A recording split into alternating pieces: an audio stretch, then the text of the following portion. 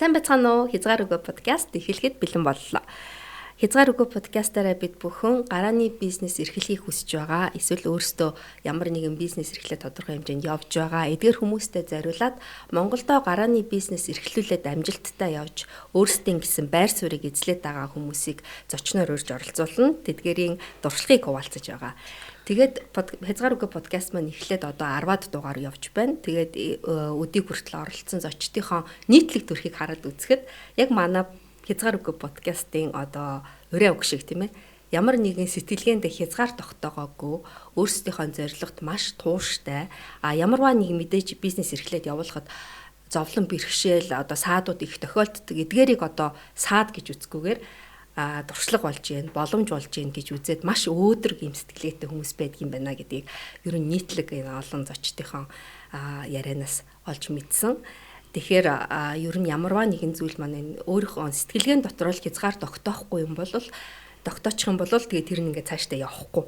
Хэрвээ тэрнийгээ ингээд боломж бололцоо ямарваа нэгэн зүйлийг одоо саад гэж үзэхгүйгээр ер нь ямарваа нэгэн зүйл нь хязгаар үгүй байдгийн байна гэдэг ингээд зорилгодоо тууштай явах юм бол ямарваа нэгэн зүйл бол амжилт олдгийм байна гэдгийг одоо өнөө хүртэлх зочдынхон ярианаас дуршлагуудаас олж мэдсэн. Тэгээд энэ удаагийнхаа зочноор бас нэгэн гайхамшигтай бүсгүйг урьж оролцуулаад байна. SDS Foods компани гүйцэтгэх захирал Ханц Сөрөн. Тэгээ бидний сайн мэдэх янзтай ясны шүл гэдэг одоо сүүлийн үед дэлгүүрүүдэд бас их худалдаалагддаг болсон. Тэгээд энэ шүлийг үйлдвэрлэдэг ийм компани юм байна. Сайн байна уу? Бидний урилгыг хүлээж авч оролцож байгаа. Танд баярлалаа. За сайн байна уу? Бороотой өдрийн мэнд. Бороотой өдөр ясны шүлөөрөө мэдчилж байна. Тий, одоо яг энэ зам бол маш их бороотой юм тий. Тэгэл яста жинхэнэ ясны шүлөө уугаал ингээл хөлсөө гаргаал тий байж ямар ийм одоо өдрүүд өнгөрч байна. Тэгээд ерөнхийдөө одоо ямар сая ингээ ярьсан шүү дээ. Ямар нэгэн бизнесийг эрхлэж явуулахад ер нь саад бэрхшээл бол банк тохиолддог тий. Тэгээд яг энэ янзтай шүлийг одоо яриагаа ингэж эхлэх нь хаашаа чинь. Гэхдээ ер нь янзтай шүлийг хийхэд хамгийн одоо гол том асуудал нь юу байсан бэ? Тэрнийг яаж даван туулсан бэ? Энэ талаар хэлээд ярилцсан. За яг манай үүсгэн байгуулагчид анх одоо бүтээгдэхүүнээ гаргаад ер нь бүтээгдэхүүнийг туршиж үзээд бүтээгдэхүүн хөгжүүлэлтээр нь хүндрэл үүсээд 20 он Цокротос компани бочлогчор орсон байгаа. За тэр цагаас хойш тухайн бүтээгдэхүүн маань өөрөө өдийг хүртэл одоо хөдөө орон нутгийн 2000 гаруй одоо сүлжээ болон дэлгүүрүүдээр жижиглэнгүүдээр зарагдаад ингээд хэрэглэгч нартай хүрээд одоо бид нар зах зээлийн 33% эзлээ явж байна. За энэ хүрээнд бол маш олон хүнд хэцүү зүйлүүд бүтээгдэхүүн хөгжүүлэлтийн асуудал биднэрт байсан. За нөгөө асуудлууд нь мэдээ дэд бүтцийн асуудал байна, тоног төхөөрөмж байна, нөгөө нэг хүн хүчний асуудал гэдэг зүйл байна. Тухайн бүтээдэг яг мэрэгжлийн хэрэглэгч харилцагч нарын хүсэж байгаа зүйлийг яаж бүтээтгүнтэй шингээх юм бэ? Бидний нөгөө нэг яг үндэс зүйл яг одоо хэрэглэгч нарын нөгөө нэг шимтгийлийн дутагдлыг бид нар яаж нөхөх юм бэ гэдэг дээр бид нар аяах бүтээгдэхүүн хөгжүүлэлт хийж ажилласан. За тэрнийхээ өрөөнд өнөөдөр энэ бүтээгдэхүүнүүд ингээд төрөөд одоо ингээд цаашдаа бас бүтээгдэхүүнүүд нь илүү олон болох гэдэг ингээд ажлууд маань төлөвлөгдөд явж байна. За тэгээ энэ дээр гарааны компаниуд маань анхаарах зүйл нь бол бүтээгдэхүүн хөгжүүлэлт гэдэг зүйл өөрөө юу юм бэ гэдгийг аяус ойлгоцсон байх хэрэгтэй.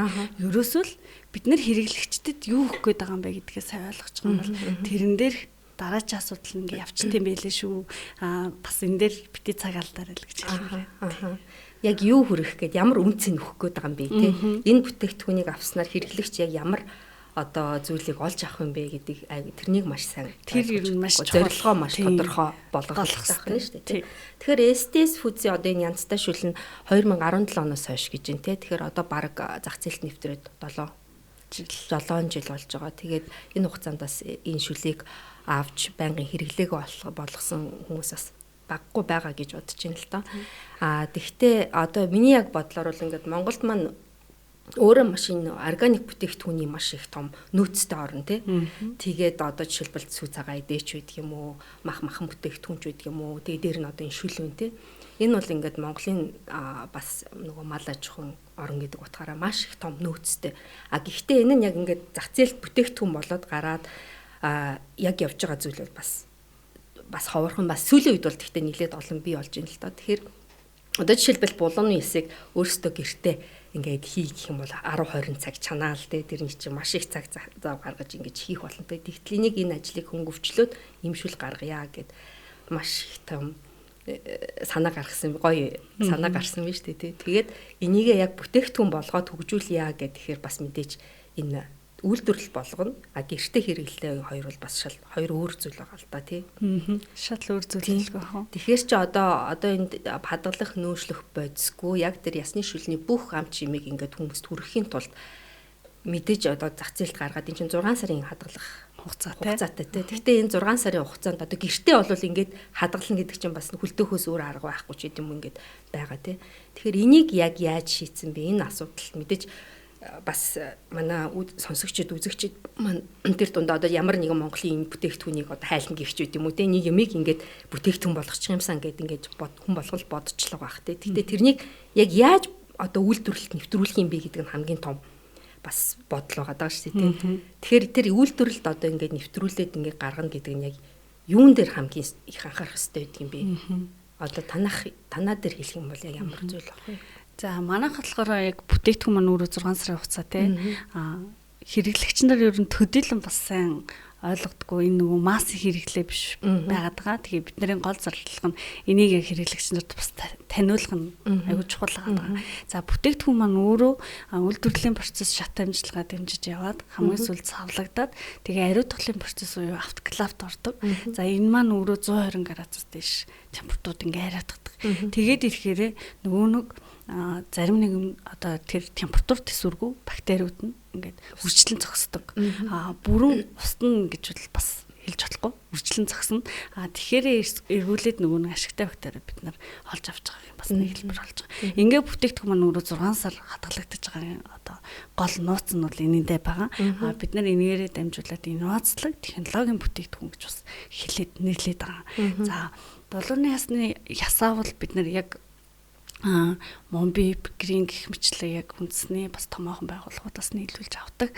За тэгээд тэр бүтээгдэхүүнийг хүлээн авахаас эхлүүлээд манай баг хамт олон маань чанар стандартын шаардлагуудаа тавиад ажилтгаараа бас энэ бүтээгдэхүүн яаж хэрэглэгчд хүрэх үү, ямар чанартай байх уу гэдэг нь бол ер нь баг хамт олонны ажиллагаанаас бас шууд хамааралтай байдаг. Тэгэхээр тэр нь бас их гоё давуу тал тий. Одоо хүнсний бүтээгдэхүүнүүд дээр ч ингээ удаан хадгалахын тулд заавалчгүй ерөнхийдөө ингэ хадгалах ч юм уу, нөөшлөх ч юм уу тий өнөр амтын илүү амттай болгохын тулд амтлагч ч юм уу тий ийм зүйлүүдийг ерөнхийдөө нэмэх хандлага дэлхийн нийтээрээ байдаг шүү дээ тий. Тэгэхээр тэн дээр танах бол одоо тийм зүйлийг оролцуулаагүй. Гэхдээ одоо тэр яг үйлдвэрлэлд удаан хадгалалт даахын тулд тийм зүйлийг хийхгүй байх гэдэг нь өөрөө бас айгүй том шинэ инновац санаа байна гэж ойлгож болох уу тий. Тий, ер нь л тэгж ойлгож олно.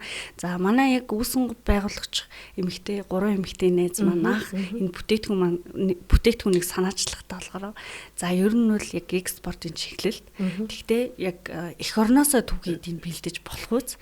Тэгээд хүний эрүүл мэндэд тустай бид нар ямар бүтээгдэхүүн хийж болох юм бэ гэдгээс анх санаачилж энэхүү бүтээгдэхүүн маань санаа гарсан.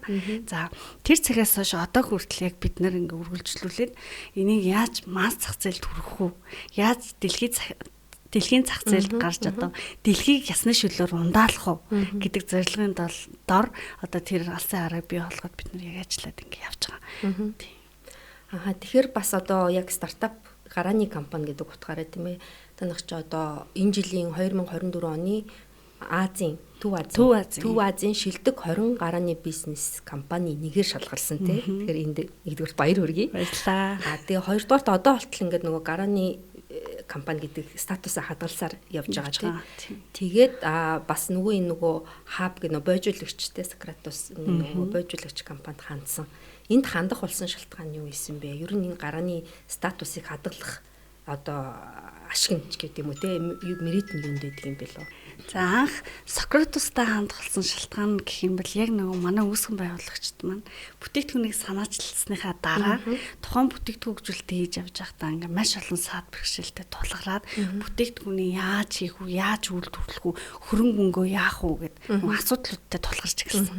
Тэгээд Сократус компани дээр анх гүйччихэд за одоо ярихтаа болохоор яг нэг хуудас барьж л орж исэн гэж байгаа. Тэгээд ямар ч пич мич тавиагүй шууд нэг хуудас барьж ороод бүтээгдэхүүнийг ч хийгээгүй. Тийм. барьж Зүгээр ороод санаагаа гаргаад хөгжүүлээл ингээл одоо миний өмнөх ботчир захиралтай хамтраад ботчир захирал маань болохоор технологич инженер мэргэжилтэй.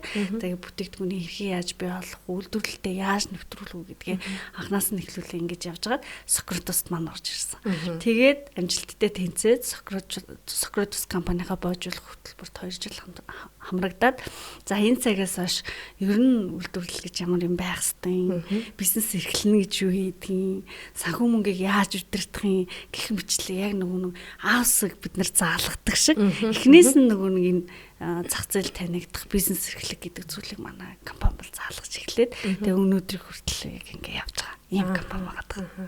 Тэгэхээр ер нь одоо энэ бойжуулагч гэдэг нь шүү дээ бизнес стартап гарааны бизнесийг бойжуулагч энэ газрууд маань өөрснөө яг гой санааг яаж бизнес болох вэ мэдэхгүй байгаа энэ хүмүүст илүү төлхөө тийм ээ. Тал талын мэдлэгийг олгох сургалтыг зохион байгуулж байна тэр тийм зөвлөмжүүдийг өгдөг юм байна. Тэгээ энүүгээрээ бас айгүй том одоо нэг ахиц болсон байна тийм ээ. Ер нь бол одоо ингэ бодохноо бид нар Сократос байгаагүй бол бид нар байгаас юм болов үгүй л гэж бас эргүүлж боддог байхгүй юу? Шантарч магадгүй. Тэгэхээр нэг тийм амар хүнд хэцүү зүйлүүд зөндөө тулгарна. Мэдээж баг цалингааш тавих боломжгүй тийм үе хүртэл бид нар тулгарч ирсэн байгаа.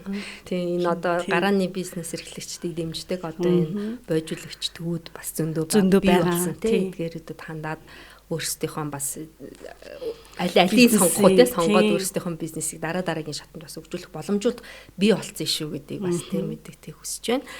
Тэгээ яг танай компани дээр үзэх юм бол эхлээд одоо яг ясныхаа шүлийг галтгоонд бол өрснө ингээл чанаал ингээл хийжсэн үү эсвэл шууд үйлдвэрлэл байгуулаад ингээд үйлдвэрлэл рүү орсон уу яаж ийсэн бэ? Эхлээд бол яг л өөрсдийн нөхцөлтөө ингээл бүтээгдэхүүнээ туршаал явж хагаад тэгээс сүүлдээ яг за бүтээгдэхүүн үйлдвэрлэлийг ер нь бол бий болгоё. Яг нөгөө гол зорилго байгаа даа шүү дээ. Хүний хэрүүл мэндэд тустай бид нар бүтээгдэхүүн хий. За одоо нөгөө яг эх орондоо байгаа энэ ингээд хаягдаад байгаа энэ булууны хас гэдэг зүйлийг одоо үнд чанарыг нь таниулъя. Энэ өөр үн чанартай бүтээгдэхүүн байна гэдэг судалгаа шинжилгээг бас маш олон одоо багш нар за тэгээ доктор профессортай хамтарч хийгээд тэгээд анх энэ бизнес яг нэг үйлдвэрлэл рүү оруулсан байгаа. Тэгээ манайх одоо бас дараагийн том зорилгоудаас сэргэжүүлэх гэж явж байна. Шинэ үйлдвэрлэлийн байрын маань ажил эхэлсэн явж байна. Хэрэг үйлдвэрлэлийн байр маань одоо ингээ баригдаад дуусчих юм бол бид нар экспорт руу гаргах экспортын зах зээлийн маань ажлууд хийгдээд ингээд бас явж байна. Тэгэхээр ерөнхийдөө одоо мэдээч хүм одоо манаас бас үзэгчд сонсогчдод тийм ингээд ямар нэгэн санаа олцсон биж гэдэг одоо булууны ясч гэдэг юм эсвэл сүү цагаан эдэний дэ ямар нэгэн санаа олцсон. За тэрнийхээ үйлдвэрлэлд яаж нэвтрүүлэх гээ гэл ингээл бодож идэл чи ихэнх ерөн жижиг дууд бизнесүүдийг ажиглаад тахад бол ингээл яг жижигэн цээгтэй ч юм эсвэл өөрийнхөө гэрийн галтгоонд хийгээл ингээл яваал ингээл яг өөрсдөө хэрэгцээг ингээл хангаал яваад идэг өрхийн байдлаар тий. Энийг дараагийн шатанд одоо яг үйлдвэрлэлийн шатанд оруулахад мэдээж тэр чинь үйлдвэрлэлийн тоног төхөөрөмж гээл ажилчдын цалин гэдгээс өсвөлөл маш хөрөнгө хэрэгтэй болно тий. Энэ хөрөнгийг одоо яг танад жишээн дээр бол яаж энэ хөрөнгийг босгосон бэ? Анх тэр гарааныхаа одоо үйлдвэрлэлээ байгуулах тэр зүйлийг яаж олж исэн бэ? Мэдээж яг үйлдвэрлэлийн байрыг одоо дид бүтцийг хүний нөөцийн асуудлыг санхүүгийн асуудлыг шийднэ гэвэл яг таны хэлсэнчлэн маш олон биднэрт асуудлууд байсан. Тэгээд Сократосын боожуулах хөтөлбөрт хамрагдсанаар ер нь бол энэ асуудлыг бас шийдэх түлхэц болсон. За тэгээд Сократосоо төгсөөд бидний ер нь л энэ алсын хараад зорилго одоо энэ бүтээгдэхүүний ашиг тусыг мэдээд гүнд инвестмент гэдэг манай одоо толгой компани байгаа. Компани маань биднийг бас ингээд за та нарын зорилгыг бид нар ингээд дэмжиж гэдэг зорилгоор бид нарыг дэмжиж хөрөнгө оруулалт хийсэн. Тэгээ хамгийн анх бүтээгдэхүүнийг хэрэглэгч борлуулагч нарт яг ингээд хүрэхэд хамгийн одоо анхны бидний юм болохоор нөгөө сагсан бөмбөгийн дээдлийг гэсэн. Дээдлигээр бүгд нөгөө янзтай ингээд анх янзтай брэнд гэж юу юм бэ гэдгийг ер нь бол таньж мэдсэн. Тэгэхээр нөгөө хөрөнгө оруулалтыг олж аавна, хөрөнгө оруулалт олно гэдэг бол гарааны бизнесүүд угаасаа бүр шантархаар тийм хүнд асуудлууд байдаг. Тэгээ тэр болгоны ард нөгөө баг хамт олонны ажиллагаа, нөгөө нэг гол нь зорилгын дор нэгдэн. Тэгээ миний нэг бас хэлэх дуртай нэгэр нь бодож явдаг юм байдаг аахгүй. Би угаасаа энийг нөгөө байхгүй учраас санаажилж эхлүүлсэн баг хамт олонд бийжилж байгаа. Байга газарт ажиллах байсан бол надад ийм асуудал тулгархгүй шүү дээ. Тийм юм чи угаасаа энийг нөгөө байх хэрэгтэй гэдгийг би мэдээд анханасаа сонгоцсон учраас дараагийн алхам юу вэ гэдэг рүү тэмүүлэх хэрэгтэй л гэж ер нь манай баг хамт олон ч гэсэн яг тийм байдлаар л ер нь хандаж өнөөдрийг хүрсэн. Одоо ингээд 7 жилийн хугацаанд маш олон жил ажиллаад яг эхнээс нь ажилласан маш олон ажиллаж байгаа. Тийм. Манайха одоо нэг 17 ажилтнтай үйл ажиллагаа явуулж байна. Тэгэхээр яг одоо нөгөө зорилго нуулын орой энэ байлаа гэхэд чинь тэр эн чинь шинэ оргил байгаа шүү дээ. Хин ч очоогүй байгаа оргил тий. Тэгэхээр энийг ингээд давхын тулд өөрснөө жимээ гаргаал дээ. Тэрнийг ингээд тодлол өөрснөө явах нь шүү дээ. Мэдээж том компаниуд ч гэсэн ялгаагүй асуудал байсан байгаа аахгүй тий. Тэд зүгээр нэг байж байгаа оргилд нь гараад зүгээр нэг байж байгаа экспорт хийчихгүй шүү дээ тий. Тийм учраас анх энийг санаачлаад энэ багт орсол хэмжээ асуудал байх нь угаасаа тодорхой шүү дээ гэдэг. Тэрийг ер нь ингээ анханасаа ингээ мэдээд авчих юм бол дараа ч асуудал гэж юус харахаа болчдөг. Окей, тэгвэл юу аах юм гэдэг байдлаар нөгөө шатахаал байна гэсэн. Тийм зарчмаар л ер нь явбал одоо бид нар амжилтанд хүрэхдээ ямар ч асуудал байхгүй л гэж боддог. Одоо итгэсээр л байгаа. Бас нэг өөдрөг зочин байна. Тэгээд яг сая нөгөө эхлэлт нь бас хэлсэн шүү дээ. Ингээд ерөнхийдөө ингээд манай зочид маань бүгдээрээ маш тийм өөдрөг яг ийм адилхан бодолтой бид юм. Угаасаа ийм сэтгэлгээ байхгүй бол угаасаа давж гарахгүй тийм ээ. Тэгэхээр ямар нэгэн зүйл одоо ингээд нэг саад хүрээлэл ирэхэд энийг давна гэсэн маш том тийм сэтгэл зүйн бэлтгэлтэй байж иж ер нь бизнес эрхлэх хэрэгтэй юм байна. Тэгээд эсвэл маш тод ийм зорилготой байж иж явах хэрэгтэй юм байна гэдгийг бас ойлгох хэрэгтэй юм шиг байна тийм гарааны бизнес эрхлэгч. Дээр нь сая бас ярьлаа шүү дээ тийм маркетинг талаасаа гэх юм бол одоо анх таниулахтай саксны дээдлэгийг ашигласан гэж одоо ярихаар муухай ч юм уу тий тэднийхаар одоо ингэж дамжуулж олон үзэгчид хүргэсэн гэж шүү дээ тий. Тэгэхээр энэ бол бас том маркетингийн том алхам тий байсан. Тэгээд одоо яг тэргээр маань янзтайг маань ер нь хүмүүс аягүй сайн мэддэг. Тэгээ нөгөө гарааны компани ч гэсэндээ маркетингийн зардал гэдэг чинь өөрөө бас аягүй асуудалтай байдаг. Тэгээ тэр болгон дээр ингээд яаж хөрөнгө оруулалт татах вэ? Яавал бид нар хүмүүс танигдах вэ? Яавал хэрэглэгчид энэ ясны шил гээд байгаа зүйл чинь тий 18-аас 20 цаг чанаад гаргадаг. Одоо өөрийн гэсэн инновац агуулсан шимт хичээлийн агуулмж өндөртэй одоо ингээд эрүүл мэндийн бүтээгдэхүүн шүү гэдгийг яавал таниулах вэ гэдэг чинь өөрөө бидний хувьд амар бодлоос аахгүй. Хэрэглэгч нарт яаж таниулах вэ? Одоо өнөөдөр ингээл энийг ингээ аваа гарахад л энийг чинь би гэртээ хийх гээд итчихдэг л шүү дээ гэдэг байдлаар хардаг байхгүй. Одоо харьцангуй гайг болцсон ч гэсэндээ тийм бодол хэрэглэгчтэй донд одоо л байсаар л байгаа. Тэгэд бид нар ерөөсөө няцахгүй энэ болгоныг нөгөө боломж олдох хүртэн ингээл танилцуулаад ийм учиртай магадгүй манай үйлдвэрлэлээр танилцж болно тий. Бид нэр одоо та бүхэндээ яаж холбогдож ямар байдлаар таниулах боломжтой байна гэдэг боломжуудыг үргэлж хайгаал явж байгаа. Одоо л тэгтээ хайрцангуй хэрэглэгч нар мэддэг болсон. Ер нь бол 30-аас 40 насны манай хамгийн гол хэрэглэгч нар байгаад байгаа. Үнцгийг мэддэг хүмүүс гэсэн үг шүү дээ. Тэгээд түлхүү их хвчлэн бас спортоор хичээлдэг хүмүүс айгүй хэрэгжилж байна. За тэгээ нөгөө уураг, кальцийг нөхөх зорилгоор бас хэрэгжилж байна. Тэгээ нөгөө манай бас хараагчдын төвийг бас айгүй хэрэгжилж байна.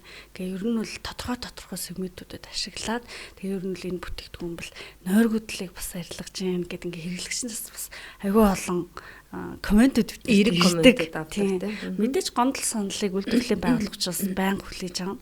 Гэхдээ нөгөө нэг эрэг тал нь илүү байгаад байгаа учраас бидний бас нэг хөшөөрөг болж байгаа. Цааш яаж ахиад таниулах вэ? Яаж ахиад бүтээгдэхүүн хөгжүүлэлтээ хийх вэ? Тэгээ энэ бүтээгдэхүүн дээр ярихад бас нөгөө бүтээгдэхүүн хөгжүүлэлт өөр аягүй хүндрэлтэй. Биднэрт нөгөө жижиг одоо гарааны байгууллагуудын хувьд бол бүтээгдэхүүн хөгжүүлэлтийн лаборатори гэдэг юм яаж бид нар үүсгэх үү? Дотоод хяналтын лабораторийг яаж бий болгох уу? Яг бүтээгдэхүүн хөгжүүлэлт хийдэг нарийн нөгөө нэг биотехнологи, хэмж тийм хүмүүсийг технологич хүмүүсийг яг яаж олох уу? Тэгэл нөгөө чадвартай хүмүүсийг чаад мэдээж л нөгөө нэг өндөр цалин явж байгаа шүү дээ. Тэр өөрөө байгууллагууд бас маш хүндрэлтэй асуудал гэх. Алийг яаж тэнцвүүлэх үү гэдэг одоо менежмент хийх дээр хүртэл бид нар тэр асуудлууд тулгарч байсан. Тэгээд тэрнийхээ өрөөнд бид бодож жоод за ер нь л экспорт манай зорилго. Хэрэглэгчд хүрэх нь бас хамгийн чухал бидний үнд зүйл те энэ бүтээгдэхүүнийг яаж эрүүл мэндэд тустай гэдгийг таниулах. Тэгээ энийхээ өрөөнд бодож жоо за яаж менежментээ байгууллагатай хийх вэ гэж бодоод ISO 9001 олон улсын одоо чанарын менежментийн тогтолцоо. За тэгээ хүнсний чанарын аюулгүй байдал, хасаапын тогтолцоог үйлдвэрлэлийн үйл ажиллагаа, байгууллагын үйл ажиллагаанд төвлөрүүлээ гэж шийдээд баг хамт олноор ажиллаж эхлээд ингээм амжилттай давсан байгаа. Тэгээ өнөөдөр хүртэлх манай хэрэглэгч нар одоо стандартын шаардлага хангасан бүтээгдэхүүн үйлдвэрлэдэг гэдгээрээ бас айгүйх ингээд итгэж найдаж хэрэглэгчийн итгэл хүлээнэ гэдэг чинь айгүй чухал байхгүй. Тэгж ингээд бүтээгдэхүүн үйлчлэгийг ашиглан явж байгаа.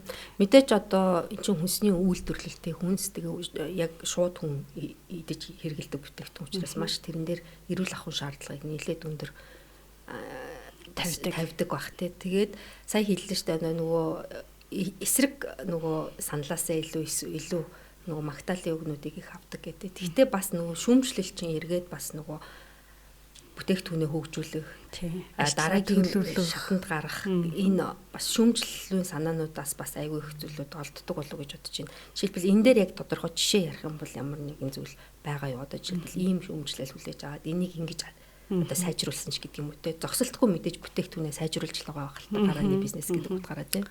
Тэгэлгүй яг хэрэглэгчийн санал гомдлыг бол ер нь бол сар болгон хүлээж аваад бид нар гомдлын хурал тайлангаа хийгээд ингээд гомдлын бүр баг ажилдаг.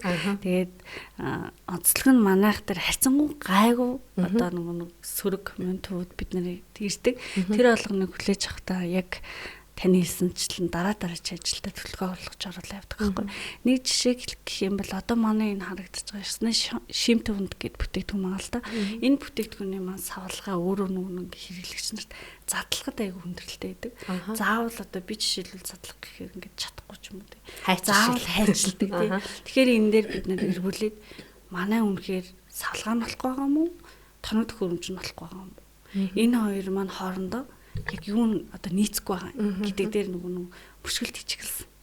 Тэгээ энийг окей савлгааны машин маань нөгөө болохгүй байгаа маань бид нар энийг сайжруулах хэрэгтэй байна. Энэ өөрөө хэрэглэгчд хэрэглэхэд хэлбэр авах хэрэгтэй. Тэхийн тулд бид нар жижиг савлгаатай гаргасан. Өдөр тутмын хэрэглээ те. Баян ингээд зүнгөтэй аваа авчдаг. Гэт тэгээ одоо савлгааны машинаар шинжлэхдээ бид нар төлөвлөгөө гаргацсан. Одоо ингээд дараач ажлууд нь хийгдэт ингээд явж байна. Гэх мэтлэн ажлууд аяг төлөвлөгддөг. За тэгвэл одоо нөгөө бас бид нар энэ бүтээгдэхүүнүүд маань л ил харагдж байгаа болохоос цаана нэг өтгөрүүлсэн шүл гэж юм байгаа. Тэр шүлийн маань болохоор ресторан, үйлдвэрүүд, тэгээд цэцэрлэг, бага насны хүүхдийг одоо усанд оруулах, тэгээд шингэрүүлж ашиглах зорилгоор бас хэрэгэлдэг бүтээгдэхүүн байгаа. За тэр бүтээгдэхүүн дээр бас цааш төгжүүлэлт хийгээд яавал илүү ахиад хүүхдэд илтэй болохын тэрнээс бодлоо бодлыг яаж шийдэж өгөх юм гэх мэтлэн нөгөө хүмүүсийн комментүүдийг аваад л чинь танах өтгөрүүлсэн шүлөө ингээ хүүхдэд тусанд оруулах зорилгоор ингээ худалдаанд гаргаач гэж хэрэглэгчэнд манай уралдаг тий. Тэр бол бүр тийм санал ирж тэгдэг байнга ирдэг. Тэгээ нөгөө хөшнөстэй хүмүүсийг тэгээд одоо хүмүүс чинь нөгөө амтнд хүртэл хайртай болсон. Муур нохоонд хэрэглүүлэх зорилгоор хүртэл ингээ ашигладаг. Тэгэхээр тэр болгон зориулсан бид нар яавал тэр бүтээгдэхүүнээс савлгаас сайжруулж дараагийн зах зээл рүү гаргах үүрэг дээр хүртэл түн шинжилгээ хийх явж байгаа. Тэгэхээр одоо маш их олон шинжилэлтүүд хэрэгжиж эхэлж байна. Тэгэхээр ерөнхийдөө яг Монголд бол одоо яг энэ хүнсний тэр тусмаа яг нөгөө бидний хэрэглэж заншсан уламжлалт хүнс байгаа шүү дээ тий. Сүт цагаан идэ тэгээд мах бүтээгдэхүүн шүл гэх мэт. Эдгээрийг бол бид нэр чин өдийг хүртэл за ер нь бараг л одоо нэг 10 жилийн өмнө хүртэл яг л гэртэл боловсруулж одоо ясны шүл ууй гэх юм бол гэртэл хийхээс өөр арга байхгүй. Арц ууй гэвэл зөвхөн гэртэл хийж уун гих мэдчлэн өрмийч гэсэн те зөвхөн одоо яг гоё юм идэг гэх юм бол яг өөрснөө л хийхээс өөр арга байхгүй. Ийм байсныг одоо бас ингээд технологи хөгжсөн үндсэн дээр инновац янз бүрийн зүйлүүд одоо бас хөгжөөд байна шүү дээ те. Тэгээд энэний үндсэн дээр бас ингээд нэлээд одоо хөдөлмөр хөнгөвчлсөн. Тэгээд дээр нь бас нөгөө бидний хэрэглэж заншсан энэ хүнснүүд ингээд бас ахвал бүтээгдэхүүн болоод орж ирж байна л да тий. Тэгэхээр тэдний бас нэгэн том жишээ нь одоо нөгөө цөөн байдаг шүү дээ. Цөөнгийн гурилыг чинь тэгээ анх гарч яхад нь тийм биз дээ. Гэртээ ингээд гурилаа зураад тийчих юм чи хин нэг авт ингээд ингэж идэл одоо ерөн гэртээ гурил зурж шүү цөв хийж байгаа байхгүй шүү тий. Тэгэхээр одоо бас ингээд нөгөө гэртээ удаан цаг 2-3 цаг мах чанж нөгөө нэг шүл гаргахаас илүү ингээд бэлэн шүл аваад хэрэглэх бас энэ нэвтрүүлэг энэ дээр бас маш сайн ингэж нөгөө санаагаа олсон байна те зөв санаагаа. Тийм. Одоо нөгөө бид нэр гэртээ ясаж чанахаар мэдээж 18 20 цаг чанж чадахгүй. Тэгээд төдөл нөгөө шүлэл маань одоо нөгөө харьцуулаад харахаар нөгөө шүлэнд маань нөгөө ясны маань дотор байгаа тэр шимтэж эрс байцууд нөгөө бүрэн салж уус чадаагүйгээр нөгөө бор цайвар өнгөтэй тийм шүлнүүд бид нэр одоо ашигладаг штэ тий. Гэтэл энэ маань өөрөө яг үйлдвэрлэлийн нөхцөлд тухайн одоо чанлагын дооронд ороод чанагдаад ингээ гарч ирэхдээ цав цагаан өнгөтэй шүл болдог. Тэр нь ямар учиртай вэ гэхээр нөгөө эрсцүүд ч бүгд ингээ затарч өгч байгаа.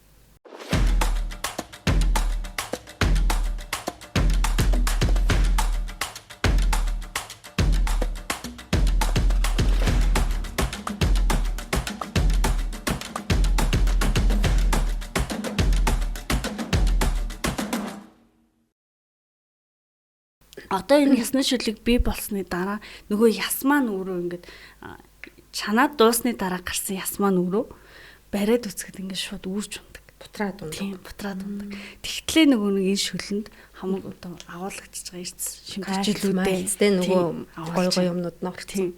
Тэгээ манайх би бас нөгөө хаягдлагын үйлдвэрлэл гэж нэрлэх дуртай. Гарч байгаа булааны ясны маань экспортод одоо нохой хоол гаргадаг үйлдвэр. За тэгээд юу хийдэг, шаацсан хийдэг үйлдвэрүүд аваад ингээ ашиглацдаг. За тэгээд цаашдаа бас бордооны байгууллагад бас бид эдийг сонирхоод хамтарч ажиллах саналуудаа хэрэгжүүлээд дараагийн бүтээгдэхүүн хөгжүүлэлт бас яригадаад явж байна. За бүр хаягдл авахгүй бүр тий бүх ясаа бүр бүгдийн хүртэл үрдсийн хүртэл ашиглаад дууссан гэсэн. Тий. Тэр хоонд зориулж хөрхөн тоглоомын хэлбэртэй шим тэжээлийн байдлыг агуулмжийг нөхөх зорилгоор булууны ясыг ингэж ашиглаж бүтээгдэхүүн хийдэг юм лээ. Тэгээ ер нь бол хятад болон солонгосчууд аюух сонирхдаг. Одоо ер нь булууны ясын чинь энэ ашиг тусыг одоо танах дараагийн зорилт чинь бол ингээд гадаад зах зээл гаргах те дэлхийд энэ янзтай шилний ямтыг мэдрүүлэх гэсэн зорилготой ажиллаж байгаа шүү дээ. Тэгэхээр энийг ер нь гадаад хэрэглэгчид хэр сайн ойлгох юм бол ер нь булууны ясыг энэ гадаад зах зээлд нэвтрэхийн тулд одоо та ямар ажлуудыг хийж байгаа вэ? Яаж таниулж байгаа вэ? Би тэд анх манай баг хамт олон судалж эхлээд тэгээд зах зээлийн тодорхой хэмжээнд өөрсдөө хэмжээнд судалгаагаа хийж эхлээд ер нь бол аюух зах зээлтэй тухайн булууны ясаар түрүүнд ярьсанчлаа ялангуяа гадаадын хэрэглэгч нар болохоор нөгөө нохой муур тэг хөгшин нөгөө нохой муурны шимтгижээлийн агуулмжийг одоо нөхөх зорилгоор бас ашиглалт юм байна. Тэгээд солонгос хятад орнуудад ер нь бол аюух тэгээ бид нэр түн шайгаад нэлээ олон газруудаа уулзаж ингээ ярилцаж явахд бол Вьетнам, Солонгос бас нэг хятад гээд ингээ газруудтай хамтан ажиллагааны гэрээгээ зурсан дараагийн бүтээгдэхүүн хөгжүүлэлт маань хийгдээд ингээд бас явж байна. За тэгээ нөгөөдөөр бас энэхүү бүтээгдэхүүнийг одоо цаашд экспортод гаргахад биднэрт ямар асуудлууд тулгарх юм бэ? Яаж шийдвэрлэх юм бэ гэдэг дээр бид нар залуу судлаачдыг дэмжих сан гэж байгаа. Тэр одоо судалгааны байгууллагатай хамтраад хүнсний бүтээгдэхүүнийг экспортлох жишг завгар гэдэг юмыг бас судалж гаргаж боловсруулсан. За тэгээд тэрний хөвгөнд бид нар за одоо ер нь бол экспортод гарахын тулд бид нар стандартыг хангах хэрэгтэй байна гэд багаагаар тоногдох өрөмж дэд бүтцийнхээ өөрчлөлтүүдийг шинжилтүүдийг хийгээд дараагийн шинэ үйлдвэрлэлийн төлөвлөлтийн ажил руугаа ороод ингээд 9,000 болон хасаап тогтолцоод байгаа үе түүнийг яаж хэрэгжүүлэх вэ? Жил ирэх тусам түүнийг яаж сайжруулах вэ гэдэг дээр төвлөрөөд явж байгаа. За тэгээд үүнтэй холбоотойгоор яг энэхүү стандартыг хангаад за экспортод одоо гарахын тулд дараагийн тэр улсын шаардлагыг хангах юм бол бид нэр хүндрэл нь арай бага байх юм байна гэдгийг олж мэдсэн. Тэгэхээр гарааны компаниуд магадгүй хүнсний үйлдвэрлэл эрхлээд за экспортыг сонирхоод эхлэх юм бол стандартаа зөв нэвтрүүлээд нэвтрүүлэхдээ тухайн ямар байгууллагаар бид нар аваад хэлэх вэ? Хаашаа гаргах вэ гэдгийг зөв тодорхойлсныхаа хүрээнд байгууллага сонгох хэрэгтэй. Хаанаас нь бид нар стандартыг авах вэ? Тэгвэл яг тэр чиглэлдээ бид нар бэлдээд эхнээс нь нөгөө төлөлтүүдээ хийгээ шинжилтүүдээ баг багаар хийгээ явчих юм бол асуудал баг тулгардаг. Одоо энийг яахын тулд одоо жишээлбэл сая хэллээ шүү дээ экспортод хүнсний үйлдвэрлэл гаргахын тулд бэлтгэж байгаа компаниуд байх юм бол гэж. Яг одоо эхний ээлжинд хаашаа хандвал энийг мэдээллийг олж авах боломжтой гэдэг юм бэ? Хаанаас ер нь одоо мэдгүй байх юм бол тийм. За олон улсын стандартуудын зөвлөх байгууллагууд гэж маш олон Монголд байгаа тийм. Одоо жишээлбэл ямар байгууллагууд? QCSI гэдэг байгууллага байгаа. За тэгээд Монсертив гэдэг байгууллага байгаа. Тэгээ стандарт хэмжилт зун газрын баталгаажуулалтын газраас бас асуул болж байна тий. Энэ болгоноос асуугаад яг бид нар яг энэ чиглэлийн одоо үйл ажиллагааг сонирхож байна. Солонгос руу, Хятад руу гэдгийг ингээд тодорхойлж байгаа юм бол аль улс руу гэдгийг бас тодорхойлж байгаа юм бол за танай үйл ажиллагаа болон тухайн тэр улсын чинь стандарт шаардлагыг хүрээнд та бүхний аягүй зөв чиглүүлж өгнө. Тэгснээрээ бид нар дараачийн алхмуудаа хийх явах боломжтой болно. Тэгэхээр одоо энэ гадаад экспорт руу гарахын тулд эхлээд аль улс руу аль түнштэй харилцах уу гэдэг эхлээд олох нь байна тийм үү? Тэр маш чухал тийм. Тэгснийхаа дараа энэ улс руу ийм чиглэлээр юм экспортлогчгийн саяны Монголд байгаа байгууллагууд руу хандаад ямар стандартуудыг яах ёстой юм бэ наа гэдгийг мэдээж авах нь тийм. Зөвлөгөөлчлөгээний байгууллагууд чинь зөвлөж өгнө. Тэгээ мэдээж нөгөө хүнсний үйлдвэрлэл, хүнсний аюулгүй байдлын менежментийн тогтолцоогоос 22,000 хасааб гэдэг тогтолцоодыг нэвтрүүлнэ. За магадгүй барилгын компани байх юм бол ISO 45001 гэдэг хаб стандарт нэвтрүүлдэг ч юм уу тий. 9,001 стандарт бол өөрөө суурь стандарт. Бүх байгууллага нэвтрүүлж болно. Яг байгууллагын менежментийн стандарт байгууллагын менежментийн стандарт юм 9,001 гэдэг.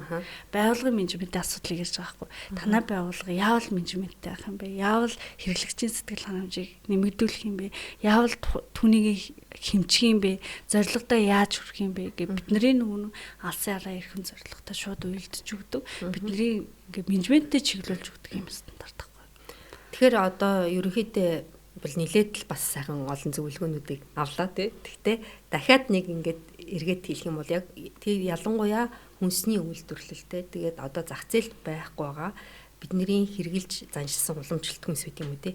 Эдгээрийг ингээд бүтээгдэхүүнд үйлдвэрлэл болгоод явах юмсан гэд ингээд бодож байгаа хүмүүс магадгүй бэж магадгүй тий. Тэгэхээр эдгээр хүмүүс зориулаад яг нэг зөвлөмж хэлэх юм бол за санаагаа бодож олсон бол зүгээр бити шантраараа тий тэрийг ингээ гаргаж ирэх хэвээр бодоол яваад иж туслахгүй шүү дээ тий. Тэгэхээр гаргаж ирэх хэвээр өөрөө хэрэгжүүлээд үзэх хэрэгтэй. За тэгээ судлаад үзэх хэрэгтэй. Ер нь бол нөгөө оролдлого сайт ороод мэддэг шүү дээ тий. Тэгэхээр нөгөө оролцсны хүчинд бид нар ингээ дараачийн амжилтууд хүлээж идэх шүү. Тэгээд мэдээж бид бүхэн одоо баг хамт олноороо би хүртэл ингээ суралцаа явж байна. Тэгэхээр зөвлөмж гэхээсээ илүүтэй та бүхэн оролдоод үзээрэй. Боломж тэгээд шийдэл үргэлж байдаг. Тэгээд тэрэндээ хүрээрэй л гэж зөвлөмөр. Анх энэ бойжуулах компани гарааны бизнесүүдийг бойжуулах Сократус гэдэг төвд хандсан гэж байгаа шүү дээ. Тэгэхээр энд нэг төлөөлөн үйлдвэрлэх зөвлөлт нь Сократус энэ бойжуулах газраас нь бас хүмүүс орж ирдэг юм байна тий. Тэгэхээр энэ дээр тэдний оролцоо юу ямар байсан бэ? Хэр их одоо юу гэдэг хамтран ажиллахад одоо өөр танай байгууллага дээр өөр хүмүүс ирсэн ингээд хамт орж ирж байгаа шүү дээ. Тэгэхээр тэрэн дээр юу н ажиллахад ямар байсан бэ? Энэ юу н ямар? За Сократус компанид хамтарч ажиллахад ер нь л төлөвлөлт удирдах зөвлөлийн мэдээж дүрм журм гэж юм байна. Түүнийхээ хүрээнд л их ажлууд нь зохицуулагддаг. Нөгөөдөгөр яг үндсэн үйл ажиллагаанд бол ингээд шууд төлөвлөлт удирдах зөвлөлөөс ч юм уу эсвэл бойжуулж байгаа Сократус компаниас ч юм уу ямар нэгэн байдлаар шууд шийдвэрлэх тий шууд одоо энэ асуудлыг за энд нь ингээд зогсооч гэдэг юм уу. Тиймэрхүү юмнууд бол харьцангуй багтай. Аль болох зөвлөж тусалж тэгээд ялангуяа энэ багийг энэ гүйцэтгэх зарчлагын ажлыг хийхэд нь дэмжлэг болдог. Өнөөдөр би одоо ямар нэгэн зүйл санаачлаад эсвэл хит хитэн шийдлүүд боловсруулад төлөөлөл удирдах зөвлөлтөөр аваад орлоо гэхэд тэрний дараачийн асуудал нь юу байх юм? Эсвэл миний алдах чага зүйл юу байх юм? Эсвэл эрсдэл нь юу байгаа гэдэг зүйлийг бид нар зөвлөж өгдөг. Ерөөсөө нөгөөдгөр бидний багш болж чаддаг. Тэнгүүд нөгөө бусад одоо хүмүүс айлхаараа төлөөлөл удирдах зөвлөл тод муз гэхээр одоо хамаагийн ирчлэхэртэй хамаагийн болохгүй гээл эсвэл шууд одоо төлөөлөл удирдах зөвлөл гэхээр шууд нөгөө за энийг ингэх ёстой шүү гэд ингээд явцдаг гэдэг бас ойлголтууд бас хүмүүст байдаг юм л дээ. Тэгэхээр ашиглаад идэм юм тийм хүмүүс ашиглаад идэг юм ойлголтууд бас байдаг юм байна гэж болж харсан.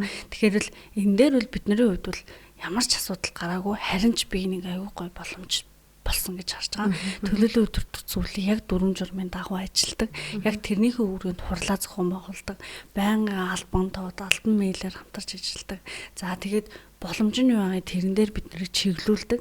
Хурал болгоноор орсны дараа эхэндээ манай багч нөгөө тоцын хуралдаа орно ихтэй амар самбрал чи ор би орохгүй захирал ор гээл те би энэ рүүгээ хийгээл би энэ хэсгийг ярьж чадахгүй хаа гэл айгүй хайдаг. Тэгээ одоо ч гэсэн тийм тэр маань хүндлэл гэж бас хараад байгаа. Одоо ч гэсэн тийм бидэд суцахгүй тоцынхаа хуралдаа орох чинь.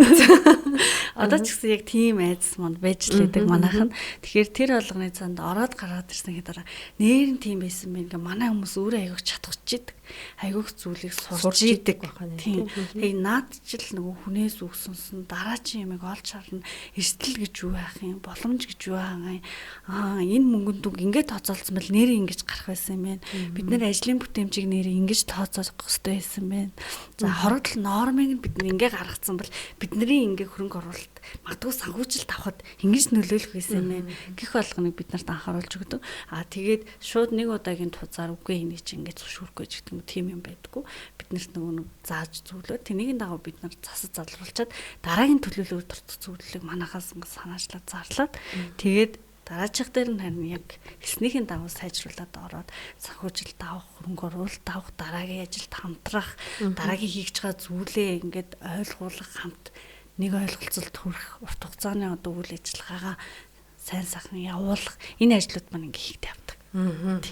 Тэгэхээр маш том аюу мундаг зөвлөхүүд орж ирж ийн л гэж ойлгох юм шүү дээ. Ер нь бол тийм. Миний яг болоод асуудалд бол их оролцохгүй нэ шүү дээ. Та нарын гаргасан одоо ямар нэгэн асуудлыг ингэж хийх гэж чинь гэсэн юмн дээр ингүүл дээр гэсэн зөвлөгөөл байх нь. Бидний хувьд бол нөгөө бараг л эксперт төвшний тийм хүмүүс байгаа байхгүй. Бид нарын гарааны бизнес эрхэлж байгаа. Яг ингээд бизнесийг сурж байгаа. Тэр хүмүүсээр чиглүүлж байгаа хүмүүсийн хувьд бидний хувьд бол эксперт төвшний хүмүүс байгаа. Тийм учраас бид нараас төдийлөн хоролдоо авахтаа айгүй ингээд айцтай орцгоодог тийм. Тэгээд тэндээс айгүйх юмыг олж авдаг. Тэгээд тэр 2 жилийн хугацаанд одоо хүртэл ч гэсэн тэр хурлаас үлээр айгүйх юм цоолыг олж авдаг.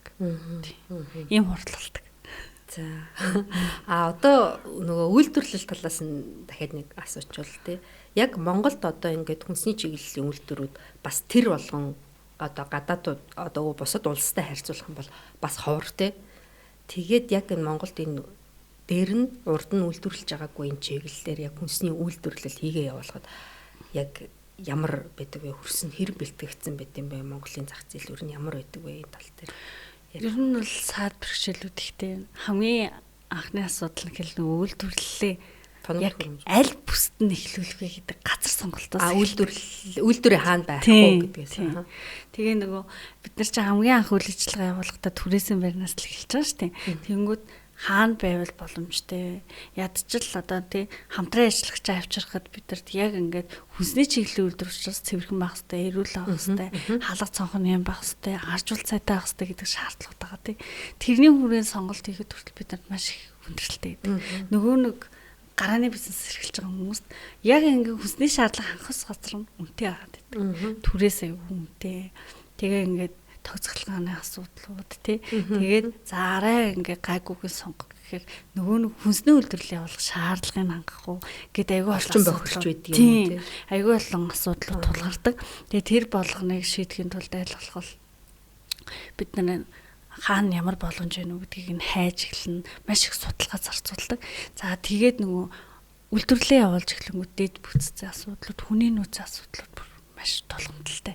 Яг хүнсний үйлдвэр дээр яг мэрэгжлийн одоо технологич, эрүүл ахуйч тийм хүмүүсийг олж авах гэдэг бол бас төдийлөн бас хэцүү. Яг нөгөө жижиг гарааны бизнес эхлэхэд хүн хүч олно гэдэг бол маш хэцүү. Яагаад тэгэхээр тэр хүмүүс зорилго нэгдэж л энийг сонгоно гэхээс магадгүй өөр том компаниудад орох тэсэж ч юм уу, апууд ч юм уу орох боломж надад байхад би яа гарааны танаа одоо компаниг сонгох хэрэгтэй юм бэ гэдэг асуулт. Тийм учраас нөгөө бага бүртгүүлэн гэдэг өөрөө бас гарааны компаниуд хамгийн чухал асуудал болж тулгардаг. Ялангуяа хүнс үйлдвэрлэгч нарт тэр нөгөө технологи гэдэг юм байгаа ш тий. Технологиг баримталж үйлдвэрлэл үйлчилгээ явуулна гэдэг асуудлыг тэр хүнд би бүр итгэх хэрэгтэй байхгүй. Тэр технологич тэр үйлдвэрийн дарагт Тэгвэл магадгүй тэн дээр өөр хин нэг ажиллахад нөгөө орц норм алдагдах тий. Хэрэглэгчийн хэрэгцээ шаардлага тохирсон нөгөө яг хүссэн амт нь гарахгүй байгаа гэх мэтчил асуудлуудаас тулгарч. Тэгэхээр хүн хүч гэдэг бол хамгийн чухал, дэд бүтцийн асуудал хамгийн чухал. За тэгээ үйлдвэрлэлийн газар сонголт маш чухал. Тэгээд тог захиргаан, уурын асуудлууд энэ болгон ч нөгөө үйлдвэрлэл явуулахад хамгийн чухал хэрэгцээ, наацхан хэрэгцээ болж өгдөг. Тэгээ энэ болгон дээр анхаарч эхнээс нь нөгөө хүнсний аюулгүй байдлын тухай хууль, хүнсний тухай хууль энэ болгоныг судлах хэрэгцээ шаардлагууд үүсдэг. Ер нь бол тасралтгүй суралцах шаардлагатай. Тэгэхээр ингээл энэ бүгдийг сонсоод ахаар чинь бүр асар их олон асуудлууд байгаа байхгүй дээ. Бодол эхлэхээр тий. Тэгвэл энэ асуудлаас шантарахгүй бол явахын тулд маш том зорилготой, маш том одоо амбицтай байж ижил явах нь штэ урагшаа тий. Тэгээд ерөнхийдөө сая бас өөрөөр хэлээ энэ хүний нөөцийн асуудал маш том. Ялангуяа энэ техник, технологи одоо энэ шинжлэх ухааны чиглэлээр бол маш хүний нөөц бага байна гэсэн юм гэдэг бол бас манай урд урдын зочдч бас ярьж ирсэн. Тэгэхээр одоо хүүхэд залуучуудтай хэлэхэд шинжлэх ухааны чиглэлээр, техник, технологийн чиглэлээр мэрэгчлээ сонгоорой. Тэгэх юм бол бас ирээдүй байна. Тэ өөрийгөө бас олон өөр төвшин тавих юм боломжууд бас байна шүү гэж хэлмээр байна. Тэгээд яг Ханц цэрэнгийн хувьд бол бас өөрөө технологи мэрэгчлээ гэсэн тийм би яг хүнсний чанараа айлгүй мэрэгчлээ. Тэг яг шүтээсийг яг багш нарынхаа гардаар яг судалгаа шинжилгээ хийж ингээд төгсөж ирсэн. Тэгээд төгсөөд бас олон том манай тий бас тэргүүлэх хүнсний үйлдвэрүүдэд ажиллаж исэн гэсэн. Гэхдээ яагаад энэ хүнс янзтай шүлгийг сонгож эдний компанид орсон бэ? За хамгийн анхны ажлын гараа болохоор говь компаниас гэлсэн. Тэгээд Teso, Trust-Trade гэх мэтлэн томоохон байгууллагуудад ажиллаж гэлсэн. Тэгээд энэ байгууллагыг сонгох болсон гол шалтгаан нь болохоор ер нь миний одоо зорилго юу юм бэ гэж бодож ирсэн. Энэ компани анх Батчаар захиралтайгаа уулзалт хийчихэл ингээ гарч явах та. За тухайн үед би Teso-гоосоо яг нөгөө гарч ирсэн байхгүй. Тэгээд за би одоо Teso-д үлдэх үү? Энэ жижиг гарааны компаниг сонгох. Ингээд би бараг 2 өдөр буцсан. Хөлтөөрөө тогтсон том компани да. Тийм ингээд амар 50 компани эсвэл бүр ингээд жоох эрсдэл рүү орох уу гэдгээ бодсон. Жигэнсэн байна тий. Тэгээд тухайн үед болохоор Teso-гийн чанарын менежер, Asmark салбар хариуцсан чанарын менежер ажилладаг байсан. Зарим нөлдөр. Тэгэл ингээ харьцуулаа бодож байгаа. Тэгээд харьцуулшгүй штэ өг нь бол тий. Гарааны компани дөнгөж ингээл учраа олгож байгаа компани. Тэгээ ингээ 2 өдөр би айгүйх бодсон. Би өөр нь яг юуны төлөө одоо энэ мэрэгчлэр ингээ сурсан юм бэ. Өнөөдөр тэр том компанид бол Ханцран гэдэг хүн байсан ч байгаагүй ч тэр ажил ингээд үйлчлэх хэмжээний явах хэмжээний тогтцсон байгууллага байгаа. Гэтэл энд надад би эрсдлийг боломж олгоод эсвэл алдаж үзээд сурах юм аягүй их байгаа юм байна. Тэгэхээр чи ямар хэлбэрийг сонгох юм уу? Энийг сонгох юм уу гэдэг ингээ хоёр асуулт өөртөө тавьсан. Тийм. Тэгээд унсан чи энээсээ ингээд суралцах хэрэгтэй. Тийм боломж чамд ингээд байна гэж чи энийг харж байна уу гэд. Тэгээ би энэ компаниг болохоор яагаад өнөөдөр мэрэгжлийн хүмүүс нь энэ ингээд боломжтой гарааны компаниудыг хөгжүүлээд цаашаа аваа явахгүй юм бол Ханцран биш юм бол өөр хин юм бол гэж бодоод тэгээд ер нь бол зорилго нь нэг юм байна. Яагаад би дэлхийг ясны шүлөөр ундаалж те яагаад эх орноо одоо шимтгийллийн дутагдалд ороод байгаа ийм одоо өвчлөл ихссэн ийм хэцүү нэгэнд би энийг яагаад энэ багт ороод нэг гишүүн болоод энийг цаашаа авч болохгүй юм бэ гэж бодоод тэгээ энэ байгууллагыг ер нь бол окей үргэлжлүүлээд үзсэн. Угаасаа чадах юм байна гэж бодоод тэгээ энэ байгууллагыг хасах гэсэн. Тэгэхээр эндээ ороод одоо жил 2 жил болж байгаа гэж. Одоо 2 жил гарan ер нь болж шүү. Орсондоо харамсаж байна. Хэцээч харамсан. Тийм. Тэгэхээр нөгөө угаасаа боломж байгаа. Тэгээ одоо саяны Төв Азийн шилдэг 20 болохтой хүртэл би баг хамт олонтой айгүй баярлалаа л тий. Тэгээд мэдээж дараа чаалхмуудыг хийн. Ахаад ч олон боломжууд байгаа.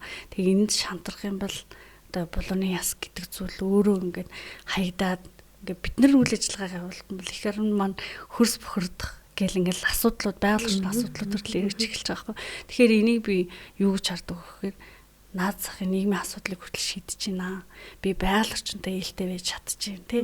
Бид энийг ингээ хийж чадчихна гэж баг хамт олноороо бас бахархах дуртай. Тэгэхээр энэ зүйл төр хизээж шантрахгүй. Мэдээж хаа хүрэх нь тэр хүртэл нь л явнаа л гэсэн бодолтой байдаг. Маш гоё өдрөгийн сайхан комент авлаа. Тэгээд ерөнхийдөө одоо тэр чи яс бол асар их хэмжээгээр хаягдчихин гэж ярьж байгаа шүү дээ. Монголд хаягдаад тэгэл хөрсний бохирдол үүсгээл ингэж байгаа. Тэрний нэгийнхэн ч болсон хэсгийг ингээд үр бүтээлтэй тэр мэ хүний биед хэрэгтэй зүйлүүдийг үйлдвэрлээд ясныхаа тэр үлдсэн бүр нөгөө энэ өрмгийг нь хүртэл нохоморны хижээл болгоод ингээ явуулж ийн гэж байна. Тэгэхээр энэ бол одоо нөгөө дэлхийн нийтээр яригдал байгаа нөгөө л нэг доктортой хөгжлийн бодлого гэж яригдаад байгаа шүү дээ. Тэрэнд бас ингээд яв зав нийцсэн. Дээр нь бидний бас уламжлалт хүнс болох энэ булууны ясаас олж авах эрдэс бодисыг хүмүүст хүргэж байна. Дээр нь гэрийн эзэгтэйнүүдийн ажлыг хөнгөвчлж байна. Тийм ээ. Тэгэхээр маш олон энэ одоо нийгмийн асуудлуудыг ингээ шийдэж ажиллаж байгаа. SDS Foods дээр дундаа янзтай ясны шүлтэй эрүүл янз бүрийн элдв нөөшлөх хадгалах бодисгүй эрүүл органик хүний биед хэрэгтэй. Энэ бүгдийг одоо хүнд хүргье гэсэн энэ маш сайхан хүрээтэй ажиллаж байгаа энэ компаниг төлөөлөл олох гүйцэтгэх захирал Ханц Сүрэн манай зочноор ирж оролцлоо. Тэгээд цаг зав гаргаж бидэнтэй туршлага харамгүй хуваалцсан Ханц Сүрэндээ баярлалаа. Баярлалаа. Тэгээд цаашдынх нь ажилд өндөр амжилтыг хүсье өрөө. Дэлхийг янзтай шилээр байлдан дагуулаарай. За баярлалаа. За баярлалаа.